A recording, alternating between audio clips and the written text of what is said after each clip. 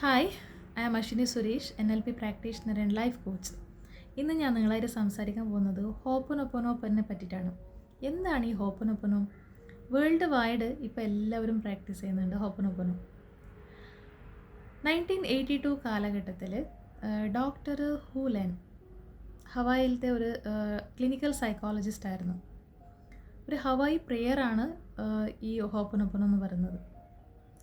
അവർ ഒരു mental issues വളരെ സിവിയറായിട്ട് mental ഡിസോർഡറിൽ നിൽക്കുന്ന അങ്ങനത്തെ പേഷ്യൻ്റുള്ള ക്ലിനിക്കിൽ ഇവർ വർക്ക് ചെയ്യുന്ന സമയത്ത് അവിടെയുള്ള ആ ഒരു പേഷ്യൻസൊക്കെ അവർ സെൽഫ് നല്ല ഹാർം ചെയ്യുന്നുണ്ടായിരുന്നു, അതുപോലെ ബാക്കിയുള്ളവരെയും ഉപദ്രവിക്കുന്നുണ്ടായിരുന്നു.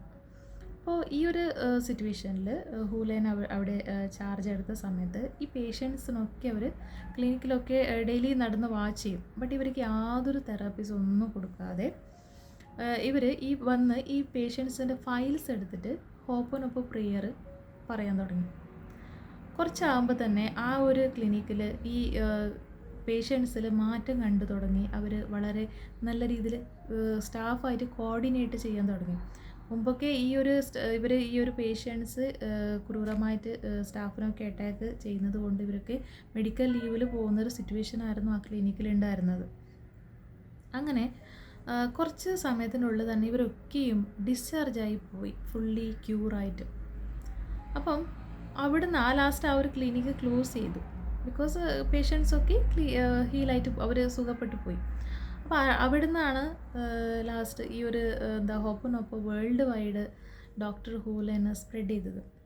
ഹൂലന പറയുന്നുള്ളതെന്ന് പറഞ്ഞാൽ ഈ ഒരു ഹോപ്പനൊപ്പം prayer spiritual level, mental level, physical ലെവലിൽ ഇത് വർക്ക് ചെയ്യുന്നുണ്ട് എന്നാണ്.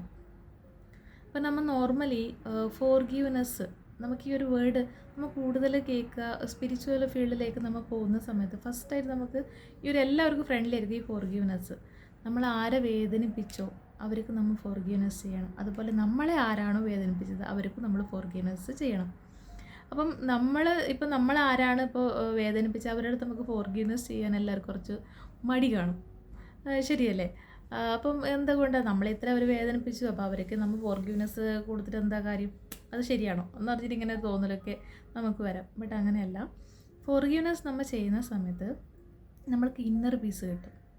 നമ്മളെ ഇൻറ്റേർണലി നമ്മളെ സോൾ, നമ്മളെ മൈൻഡ് ഹീലാകുന്നുണ്ട്. മൈൻഡ് ലെവലിൽ നമുക്ക് പീസ് കിട്ടുന്നുണ്ട്. ആ ഒരു പീസ് കിട്ടുമ്പോൾ തന്നെ നമ്മളെ ഫിസിക്കൽ ലെവലിൽ നമ്മൾക്ക് മാറ്റം വരും. ഇപ്പോൾ നമ്മൾ ഒരാളുടെ അടുത്ത് നമ്മളെ വേദനിപ്പിച്ചു, അവരടുത്ത് നല്ലോണം ദേഷ്യമുണ്ട്, ക്ഷമിക്കാനേ പറ്റുന്നില്ല, മനസ്സിന് മെമ്മറിയും മറക്കാൻ പറ്റുന്നില്ല. അങ്ങനെ ഒരു സിറ്റുവേഷനിൽ നമ്മളിത് ഓർത്തുകൊണ്ടിരിക്കും, മൈൻഡ് ലെവൽ ഡിസ്റ്റർബ്ഡ് ആയിരിക്കും.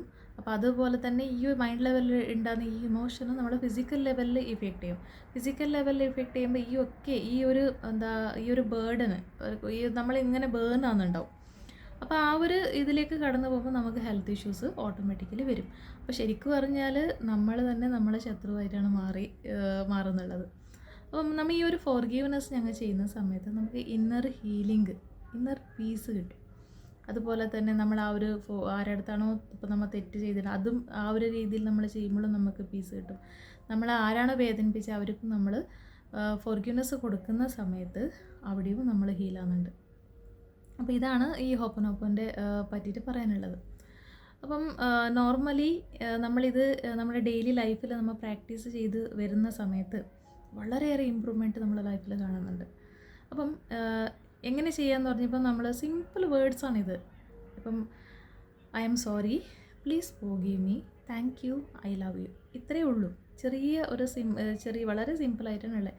ഇപ്പം നമ്മൾ ആരെങ്കിലും വേദനിപ്പിച്ചിട്ടുണ്ടെങ്കിൽ അവരെ പേര് പറഞ്ഞ് നമുക്ക് സോറി പറയാം.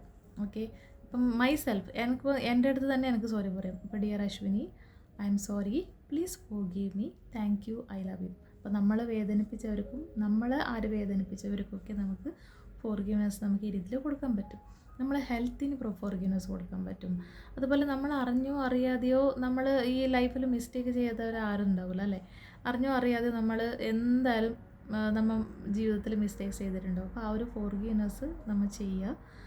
എന്തെങ്കിലും യൂണിവേഴ്സൽ ലെവലിൽ നമുക്ക് ഫോർഗീവ്നെസ് ചെയ്യാൻ പറ്റും. Dear universe, I am sorry, please forgive me, thank you, I love U.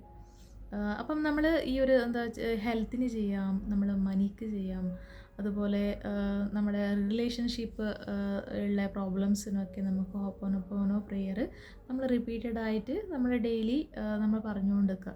ഇപ്പോൾ നമ്മൾ ഈ കിടന്നുറങ്ങുന്നേക്കാൾ ജസ്റ്റ് ബിഫോർ നമുക്ക് ഈ ഹോപ്പോനോപ്പോൻ്റെ പ്രെയർ ഇഷ്ടംപോലെ യൂട്യൂബ്സൊക്കെ നമുക്ക് ലിങ്ക് കിട്ടുന്നുണ്ട്.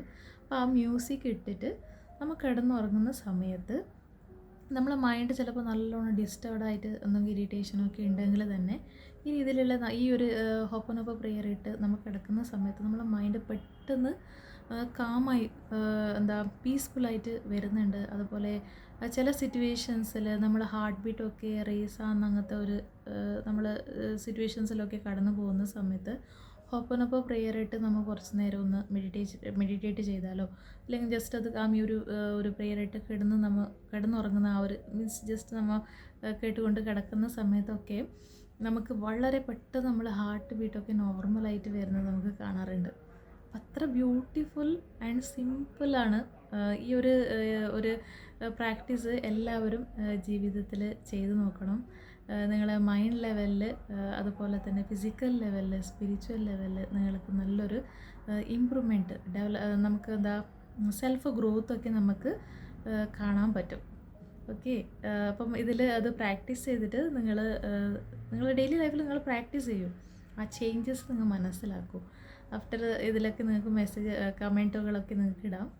Thank you for watching.